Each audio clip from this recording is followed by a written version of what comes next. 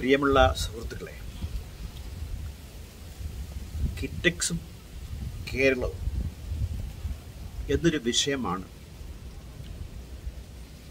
കുറെ താല്പര്യപൂർവം ഞാൻ വീക്ഷിച്ച ഒരു സംഭവമാണ് അത്. അതിൻ്റെ ഉള്ളുകളികൾ ഒരുപാട് ചർച്ച ചെയ്യപ്പെട്ട് കഴിഞ്ഞു. ഇരുപക്ഷത്തും നിന്നുള്ള വാദഗതികൾ നമ്മൾ കേട്ട് കഴിഞ്ഞു. പിന്നെന്തിനാണ് ഞാനിപ്പോൾ ഇതുമായി വന്നത്? ഇന്നലെ ഹിന്ദുവിൽ ഒരു ലേഖനം ഞാൻ വായിച്ചു. അതിൽ ഇതുവരെ പരാമർശിക്കപ്പെട്ട വിഷയത്തിൽ നിന്ന് വ്യത്യസ്തമായി ചില പോയിന്റുകൾ ആ ലേഖകൻ ഉന്നയിക്കുന്നുണ്ട്.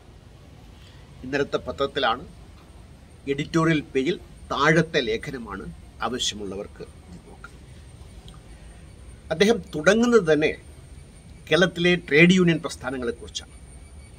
അതൊരു വില്ലനാണോ എന്ന് ചോദിച്ചാൽ അല്ല എന്ന് 100% തീർത്തു പറയാനാവില്ല. നമ്മൾ ഒരുപാട് വാർത്തകൾ കേട്ടുകൊണ്ടിരിക്കുന്നുണ്ട് അതിനെക്കുറിച്ചൊക്കെ.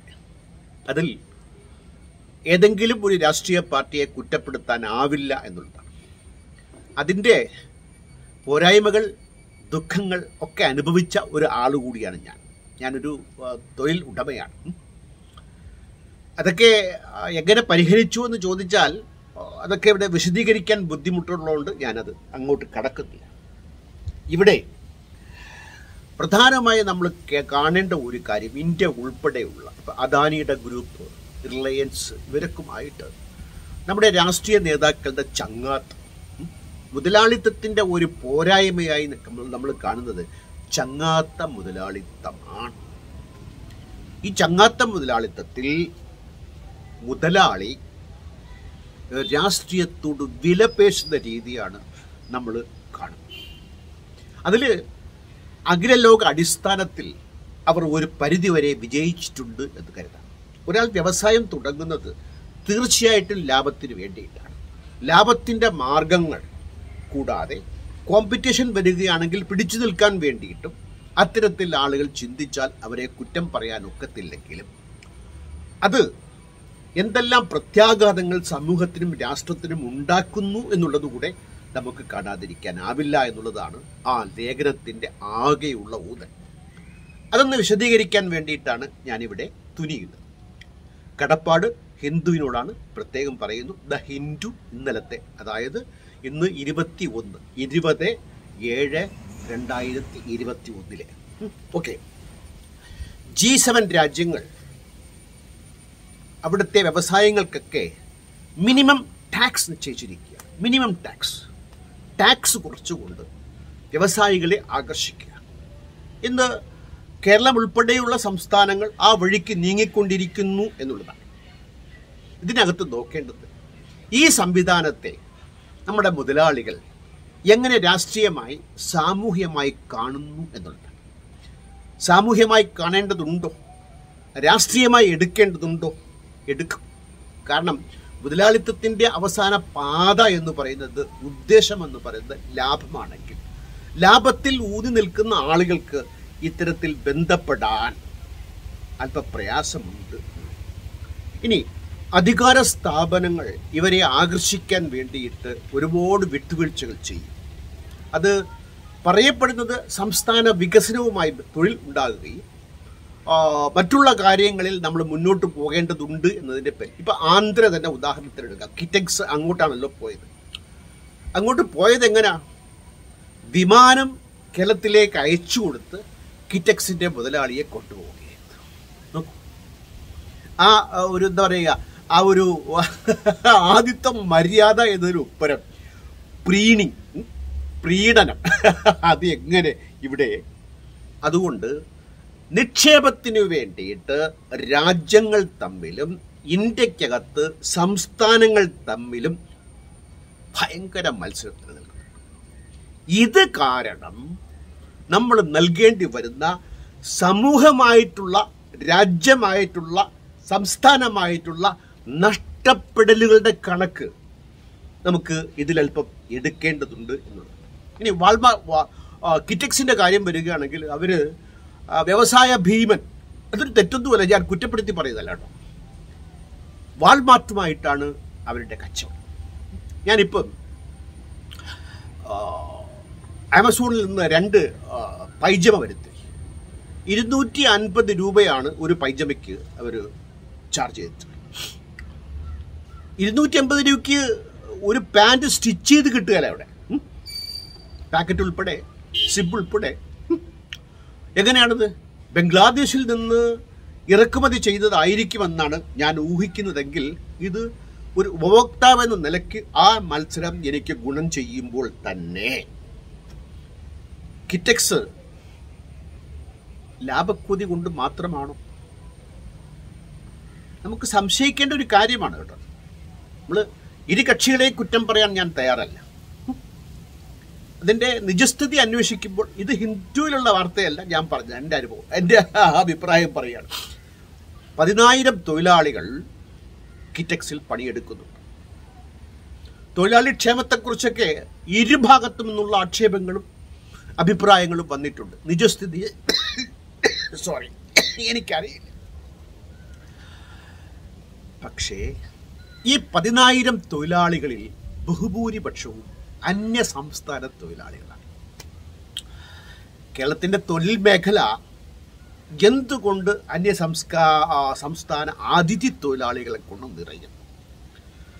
അത് കേരളം ഒന്നടങ്കം ചോദ്യം ചെയ്യപ്പെടേണ്ട ഒരു കാര്യമാണ്. അന്യ സംസ്ഥാനത്തുള്ള ആളുകൾക്ക് പണി കൊടുക്കേണ്ടത് ആവശ്യമുണ്ട് എങ്കിൽ തന്നെയും കിറ്റെക്സ് പോലുള്ള ഒരു സ്ഥാപനത്ത് ലഘുവായ ജോലി ചെയ്യാൻ എന്തുകൊണ്ട് കേരളത്തിൽ നിന്ന് ആളുകൾ തയ്യാറാകുന്നില്ല? അതോ അവരെ ഉൾക്കൊള്ളാൻ മുതലാളിമാർക്ക് പ്രയാസമുണ്ടോ? നേരത്തെ പറഞ്ഞ ട്രേഡ് യൂണിയൻ വിഷയവുമായി ബന്ധപ്പെട്ട് അത് ചർച്ച ചെയ്യേണ്ട ഒരു വിഷയമാണ്. ഇത് നിസ്സാരമായി നമ്മുടെ സമ്പദ്ഘടന, കേരളത്തിൻ്റെ തനതായ സമ്പദ്ഘടന എങ്ങോട്ടാണ് പോകുന്നത്? ഒരു ഫെഡറൽ സംവിധാനത്തിൽ നിന്നുകൊണ്ട് തന്നെ നമ്മുടെ സംസ്ഥാനത്തിൻ്റെ താല്പര്യം കൂടെ സംരക്ഷിക്കേണ്ടതല്ലേ? ആ ചോദ്യം നമുക്ക് കോർപ്പറേറ്റുകൾ സാമൂഹ്യ ഉത്തരവാദിത്തത്തെ രാഷ്ട്രീയമായി മാറ്റുന്നതിൻ്റെ ഏറ്റവും നല്ല ഉദാഹരണമാണ് കിറ്റെക്സ് രാഷ്ട്രീയത്തിലേക്ക് ഇറങ്ങി വന്നത്. അവർ രാഷ്ട്രീയക്കാരുമായി ചങ്ങാത്തം ഉണ്ടാകുന്നതിന് പകരം ഒരു പടി, ഒരു ഹൈ ജമ്പ് അല്ലെങ്കിൽ ലോങ് ആൻഡ് ഹൈ ജമ്പ് നടത്തി. അങ്ങനെ രാഷ്ട്രീയത്തിൽ നേരിട്ടിടപെട്ടുകൊണ്ട് പഞ്ചായത്തുകൾ ഭരണസമിതി ഉണ്ടാക്കിക്കൊണ്ട് ചുറ്റുമുള്ള എല്ലാ പഞ്ചായത്തുകളെ ജനക്ഷേമകരമായ കാര്യങ്ങൾ ചെയ്തുകൊണ്ട് അവർ ഭരണത്തിലേക്ക് വന്നു എന്നുള്ളത്. 2020 കിറ്റെക്സ് ഒരു പ്രസ്താവന നടത്തി. 3,500 കോടി രൂപയുടെ നിക്ഷേപം കേരളത്തിലേക്ക് നടത്താൻ പോകുന്നു. എന്തായാലും ഗുണകരമായ, ആശാവഹമായ ഒരു തീരുമാനമായിട്ടാണ് നമ്മൾ ഇതിനെ കാണേണ്ടത്. എന്നാൽ ഇലക്ഷൻ കഴിഞ്ഞു, അതിനുശേഷം ഇലക്ഷൻ വന്നു. ഇലക്ഷനിൽ കിറ്റെക്സിൻ്റെ പങ്കാളിത്തം ഇവിടുത്തെ രാഷ്ട്രീയ പാർട്ടികളെ എങ്ങനെ സ്വാധീനിച്ചു എന്നതിന് തെളിവാണ് കിറ്റെക്സിൽ പിന്നീടുണ്ടായ 11 പരിശോധനകൾ. ഈ 11 പരിശോധനകളും യഥാർത്ഥ കാരണവുമായി ബന്ധപ്പെട്ടാണെങ്കിലും അവിടെ ഒരു കാര്യം ചൂണ്ടിക്കാണിക്കാനുള്ളത്, ഇത് ഇന്നലെയും മെനിഞ്ഞാന്നും തുടങ്ങിയതൊന്നുമല്ല. പരിശോധന നേരത്തെ വേണമായിരുന്നു എന്നുള്ളത് ഒരു കാര്യമാണെങ്കിലും ഇവിടെ കിറ്റെക്സ് അക്ഷന്തവ്യമായ ഒരു തെറ്റ്, അവർക്ക് ആന്ധ്രയിലേക്ക് പോകാം, ലാഭം അതാണ്, സൗകര്യം അതാണ്, അവിടെ വിമാനം അദ്ദേഹത്തിന് അയച്ചു കൊടുക്കും, ഓക്കെ.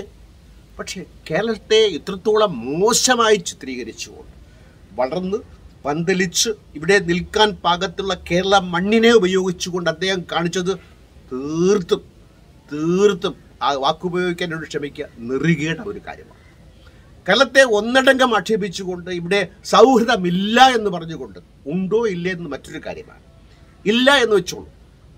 ഒരു കേരളീയ മലയാളി ഈ വാസ്തവം പറയുമ്പോൾ ഒരു പൊളിറ്റിക്കൽ കറക്റ്റ്നെസ് അയാൾ എടുക്കണമായിരുന്നു. അയാൾ ഇങ്ങനെ പറഞ്ഞില്ലെങ്കിൽ അയാൾക്ക് തന്നെ കോട്ടം. അവിടെയാണ് വ്യക്തിയുടെ മനോഭാവം, മുതലാളിത്ത രീതി നമുക്ക് തെളിഞ്ഞു കാണാൻ സാധിക്കും.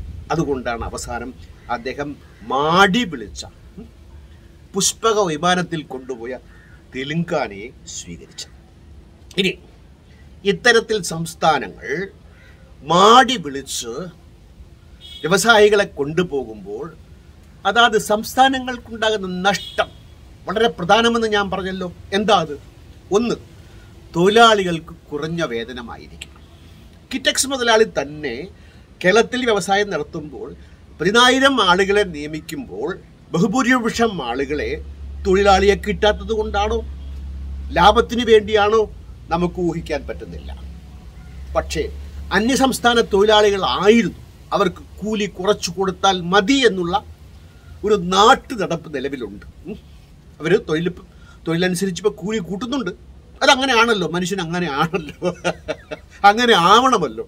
അതുകൊണ്ട് അപ്പോൾ തൊഴിലാളിയെ ചൂഷണം ചെയ്യാനുള്ളൊരു ഉപാധി ഉണ്ടാക്കി കൊടുക്കുന്ന സ്ഥലങ്ങൾ, അതുപോലെ പരിസ്ഥിതി വിനാശവുമായി ബന്ധപ്പെട്ട് ഇപ്പം കിറ്റക്സിനെ കുറിച്ച് പരാതിയുണ്ട്. എങ്ങനെ മാലിന്യം ഒഴുക്കുന്നു എന്ന്. അതിന് മറുകൃതി ചമയ്ക്കുന്നവർ പറയുന്നത് കിറ്റക്സ് മാത്രമല്ലല്ലോ. അതൊരു ന്യായീകരണമല്ല. കിറ്റക്സ് മാത്രമല്ല, വ്യവസായങ്ങൾ പരിസ്ഥിതി മലിനീകരണം ഉണ്ടാക്കിക്കഴിഞ്ഞാൽ ശക്തമായ നടപടിയെടുക്കേണ്ട രാഷ്ട്രീയ നേതൃത്വം അതിൽ കാണിക്കുന്ന പിഴവിനെ ചൂണ്ടിക്കാണിച്ചുകൊണ്ട് ഇക്കാര്യത്തിൽ നിന്ന് കിറ്റക്സിന് ഒഴിഞ്ഞു പോകാനാവില്ല എന്ന സത്യം കൂടി നമ്മൾ കാണുമ്പോൾ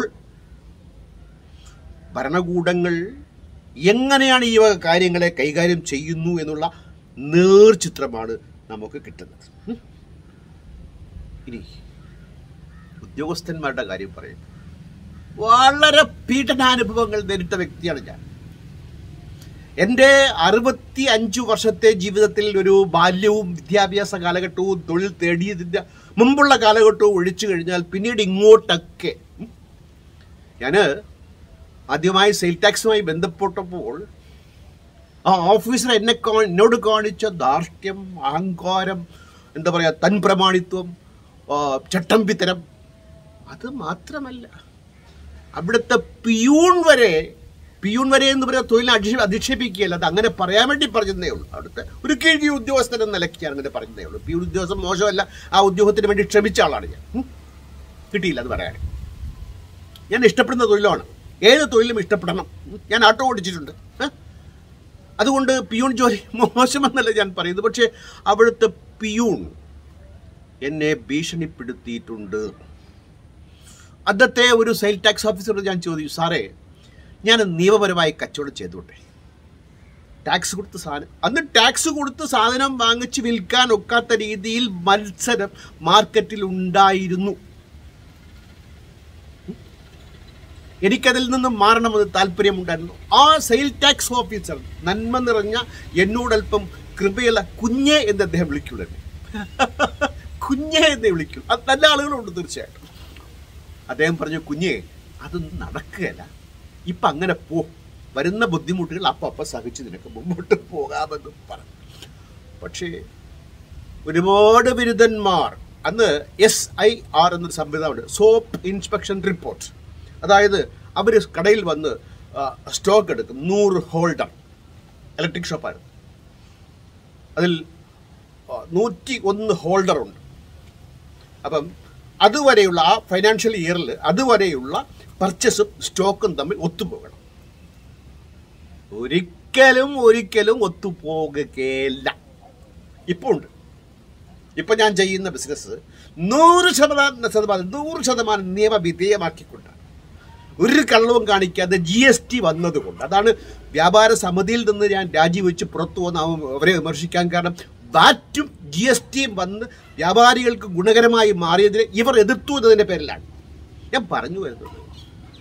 ഏത് രംഗത്തെ ഉദ്യോഗസ്ഥന്മാരും, ആരാ ഈ ഉദ്യോഗസ്ഥന്മാർ? ഞാനാണ്, നിങ്ങളാണ്. എനിക്ക് ജോലി കിട്ടിയാലും നിങ്ങൾക്ക്, നമ്മുടെ മനോഭാവമാണത്. നമ്മുടെ മനോഭാവം, ചട്ടമ്പി മനോഭാവം, അടിച്ചമർത്തൽ മനോഭാവം, മാടമ്പി മനോഭാവം, അങ്ങനെ പറയാം. അതാണ്. ഇപ്പം എൻ്റെ വീട്ടിൻ്റെ തൊട്ടടുത്ത് ഒരാൾ പൊതുസ്ഥലം കയ്യേറി വീട് വയ്ക്കും. അതിന് കോർപ്പറേഷൻ, വില്ലേജ് ഓഫീസ്, അവരൊക്കെ പറയുന്ന ന്യായീകരണം, അയാൾക്ക് അധികാരമുണ്ട്, അയാളുടെ കയ്യിൽ തെളിവുകളുണ്ട്.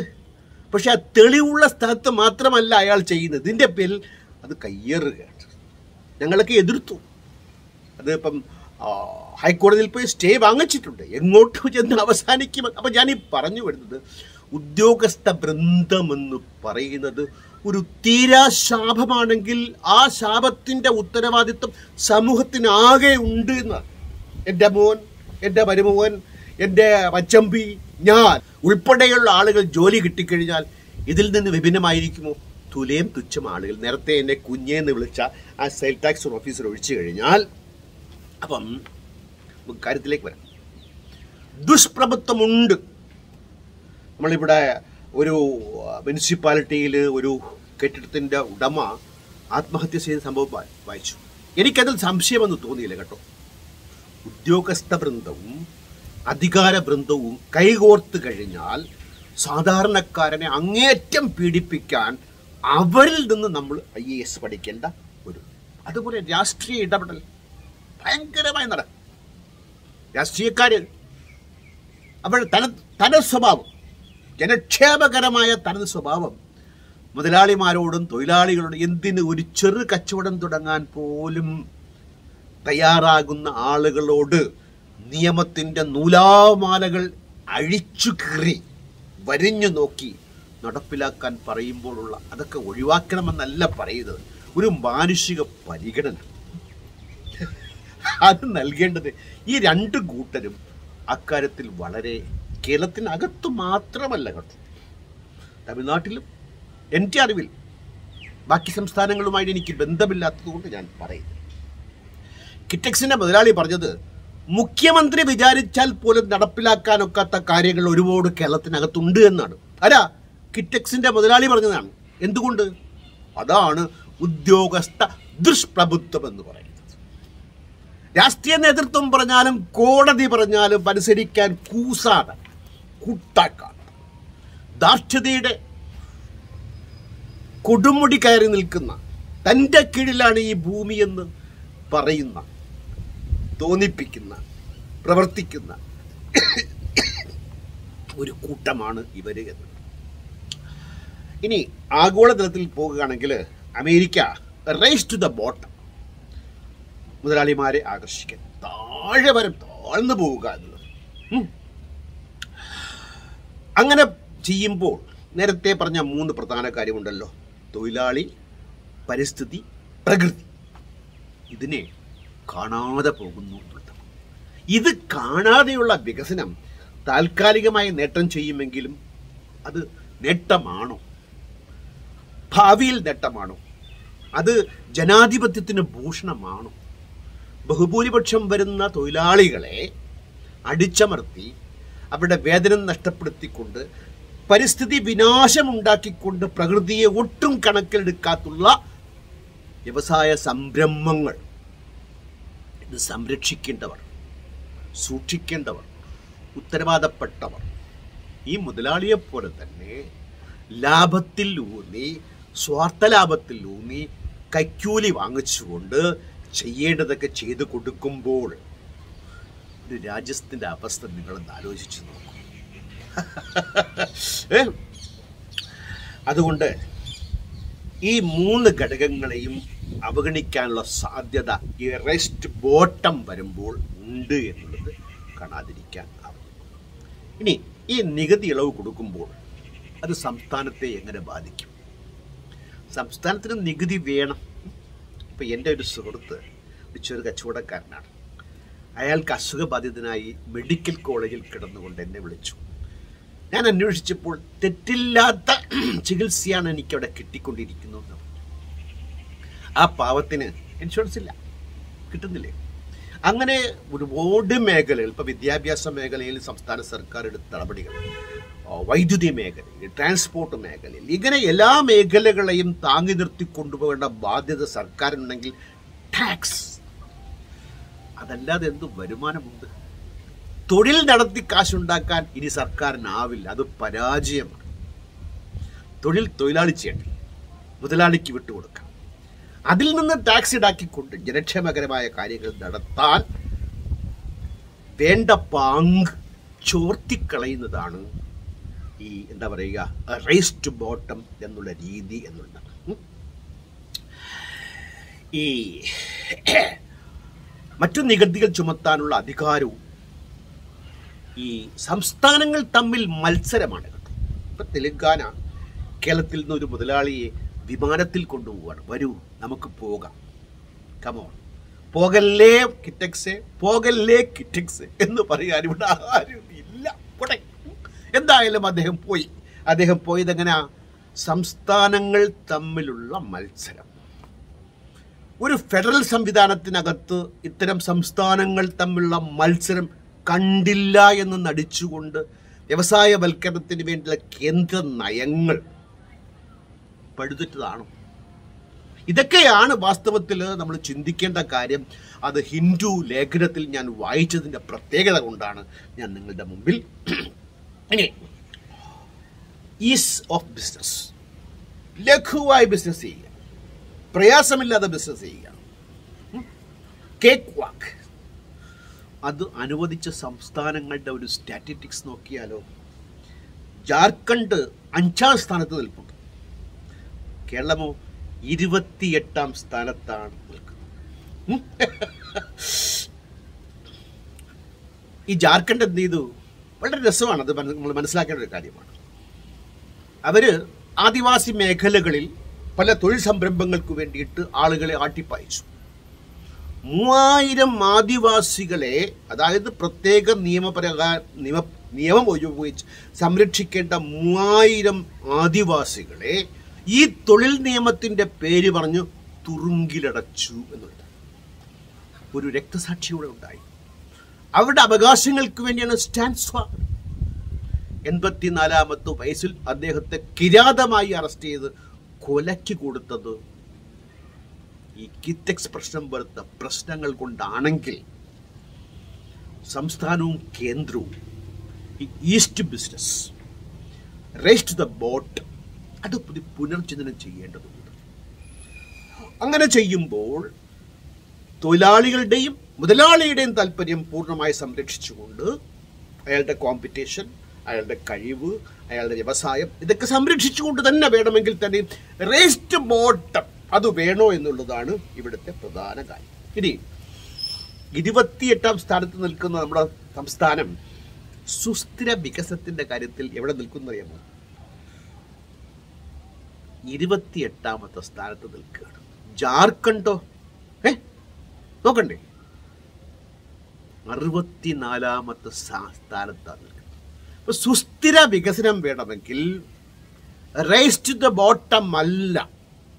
മുതലാളിത്തം എന്ന് പറയുമ്പോൾ കേന്ദ്ര നിയന്ത്രണങ്ങൾക്ക് വിധേയമാക്കിക്കൊണ്ട്, ജനാധിപത്യപരമായ നിയന്ത്രണങ്ങൾക്ക് വിധേയമായിക്കൊണ്ട്, ഇരുകക്ഷികളുടെയും താല്പര്യത്തെയും പ്രകൃതിയെയും രാജ്യത്തെയും സുരക്ഷയെയും ഒക്കെ നോക്കിക്കൊണ്ടുള്ള ഒരു നിയന്ത്രണത്തോടു കൂടി മാത്രമേ ഈ മുതലാളിത്തം വിജയിക്കൂ എന്നുള്ളത്. ഇനി ഈ കോർപ്പറേറ്റ് ഇടപെടൽ US ഇപ്പോൾ തർക്ക വിഷയമായിരിക്കുകയാണ്. ഈ റേസ് ടു ബോട്ടം എന്ന സിദ്ധാന്തത്തിനെതിരെ അവിടെ ശക്തമായ നീക്കങ്ങൾ സംഭവിച്ചുകൊണ്ടിരിക്കുകയാണ്. ഇങ്ങനെ വേണ്ട, ഇങ്ങനെ തുടരാനാവില്ല, ഇത് സുസ്ഥിര വികസനത്തിനെതിരെന്നുള്ള ആ തോന്നൽ, ആ സ്റ്റാറ്റിസ്റ്റിക്സ് അവിടെ ബലപ്പെട്ടു വരുന്നു എന്നുള്ളത്. സുപ്രീം കോടതി 2010 USA-ൽ ഈ രാഷ്ട്രീയക്കാര് തെരഞ്ഞെടുപ്പ് ഫണ്ട് കൊടുക്കുന്നതിൻ്റെ എല്ലാ നിയന്ത്രണങ്ങളും നീക്കി. നിയന്ത്രണമുള്ളപ്പോൾ സ്വാധീനമുള്ള രാഷ്ട്രീയക്കാർ ഇവരെ സ്വാധീനിച്ച് ഉള്ളതൊക്കെ തട്ടിക്കൊണ്ടുപോകുന്ന രീതി ഉണ്ടായിരുന്നു. ഈ മാതൃകയെ, ഈ രീതിയെ ഇലക്ഷൻ എക്സ്പെൻസിൽ ആ എടുക്കുന്ന നിലപാടുമായി ബന്ധപ്പെട്ടുള്ള ആ രീതിയെയാണ് കിറ്റക്സ് രാഷ്ട്രീയത്തിൽ ഇടപെട്ടുകൊണ്ട് തന്നെ, രാഷ്ട്രീയക്കാരെ സഹായിക്കുകയല്ല, രാഷ്ട്രീയക്കാരിലെ എന്താ പറയുക, കാൽക്കൽ ചെന്ന് രാഷ്ട്രീയത്തിൽ തന്നെ നേരിട്ടിടപെടേണ്ട അതിബുദ്ധി, അതിസാമർത്ഥ്യം, വൈഭവം കാണിച്ചു. എങ്കിലും കുറെ പഞ്ചായത്തുകൾ പിടിച്ചെടുക്കാൻ പറ്റി, കുറെ MLA സ്ഥാനത്ത് ഗണിശമായ വോട്ട് കിട്ടി. പക്ഷെ കേരള രാഷ്ട്രീയത്തെ അങ്ങനെ പിടിച്ചു കുലുക്കാനും നുഴഞ്ഞു കയറാൻ പാകത്തിലും ഇന്നിൻ്റെ വ്യവസ്ഥ വെച്ച് മറ്റു രീതികൾക്ക് സാധ്യമല്ല എന്ന് കിറ്റക്സ് മനസ്സിലാക്കിയത് കൊണ്ടാണ് ഈ ചുവടുമാറ്റം. അപ്പോൾ ഇവിടെ ആരും പരിശുദ്ധരല്ല എന്നതാണ്. കിറ്റക്സ് മുതലാളിയെ നമുക്ക് വെള്ളപൂശി നിർത്തേണ്ട കാര്യമില്ല. ഭരണകൂടത്തെ ഇനി മുതലാളി എന്താ ഇഷ്ടപ്പെടുക? സ്വേച്ഛാധിപത്യ ഭരണം നിലനിൽക്കുന്ന ആദിവാസിയെ വരെ അറസ്റ്റ് ചെയ്യുമെന്നുള്ള ബോധ്യമുള്ള സംസ്ഥാനത്തേക്ക്, തെലങ്കാന പോലുള്ള സംസ്ഥാനത്തിലേക്ക് പോകുമ്പോൾ ജനക്ഷേമമാണോ, ജനാധിപത്യമാണോ? ആധുനിക വൽക്കരണത്തിന് വേണ്ടിയിട്ട് വലിയ വിഷയമായിട്ട് ഏകജാലകം തുറന്നു കൊടുത്തോട്ടെ. അവിടെ വേതനം, ഇരുമ്പ് മുഷ്ടി, വിയോജിപ്പിനെ അടിച്ചമർത്തൽ, ഇതൊക്കെ പാടില്ല എന്ന് പറയാനുള്ള സമയം പല പാശ്ചാത്യ രാജ്യങ്ങളിൽ തന്നെ റേസ്റ്റ് ബോട്ടത്തിന്റെ ഉപജ്ഞാതാക്കൾ തന്നെ എടുത്തുകൊണ്ടിരിക്കുമ്പോൾ ഈ ടാക്സ് കൺസെഷൻ അത് എത്രത്തോളം നമുക്ക് തുടരാനാവുമെന്ന് ചോദിച്ചാൽ അതങ്ങനെ തുടർന്നു കൊണ്ടുപോകാൻ ഒക്കില്ല. കാരണം സംസ്ഥാനത്തിൻ്റെ വരുമാനമെന്ന് പറയുന്നത് ഈ ടാക്സാണ്. ഇങ്ങനെ കൺസെഷൻ നൽകുമ്പോൾ വേണ്ട രീതിയിൽ നമ്മൾ നോക്കേണ്ടതുണ്ട് എന്നുള്ളത് നമ്മൾ ആലോചിക്കാതിരിക്കാനാവില്ല എന്നുള്ളതാണ്. പിന്നെ ഈ ആക്ഷേപമുണ്ടെന്നുള്ള കേരളം മോശമാണെന്നുള്ള ആക്ഷേപം, അത് മൂലധന അവസരവാദമാണ്. കേവലം ഒരു മൂലധന അവസരവാദമാണ് ഈ കേരളം മോശമെന്നുള്ളതിൻ്റെ തെളിവായി. ചുരുക്കി പറയുകയാണെങ്കിൽ ഇതിനൊക്കെ ഒരു ദേശീയ മാനദണ്ഡമാണ്. നമ്മൾ റേസ്റ്റ് ബോട്ടം പോകുമ്പോൾ ഏതറ്റം വരെ പോകണം, മത്സരത്തിന് പരിധി നിശ്ചയിക്കണം സംസ്ഥാനങ്ങൾ തമ്മിൽ. അത് മത്സരം ഒറ്റ ഇന്ത്യയിൽ വേണോ? ഫെഡറൽ സംവിധാനത്തിനകത്ത് ഇത്തരം നീക്കങ്ങൾ നടത്തിക്കൊണ്ട് ദുർബലമാകുന്ന സംസ്ഥാനങ്ങൾ വേണോ? ചുരുക്കി പറയുകയാണെങ്കിൽ ആ ലേഖനത്തിൽ പറഞ്ഞില്ലെങ്കിലും അതിൽ നിന്ന് ഞാൻ മനസ്സിലാക്കുന്ന ഒരു കാര്യം, ഇടപെടലില്ലാത്ത ജനാധിപത്യം, അത് ജനാധിപത്യപരമായ ഇടപെടലില്ലെങ്കിൽ അത് ഗുണം ചെയ്യില്ല. കടിഞ്ഞാൻ ചില സ്ഥലത്ത് വേണ്ടി വരും. കാരണം ലാഭക്കൊതിയാണ് ഉദ്ദേശമെങ്കിൽ ആ കൊതിക്ക് ജനക്ഷേമം, പരിസ്ഥിതി, പ്രകൃതി വിധേയമാകുമ്പോഴുള്ള വിന, സുസ്ഥിര വികസനം, ഇത് കണക്കിലെടുക്കേണ്ടതുണ്ട് എന്നാണ് ആ ലേഖനം ഞാൻ വായിച്ചപ്പോൾ അത് വിലപ്പെട്ട ലേഖനമായി എനിക്ക് തോന്നിയത് കൊണ്ട് നിങ്ങളുമായി പങ്കുവച്ചത്. നന്ദി, നമസ്കാരം, ഗുഡ് ബൈ.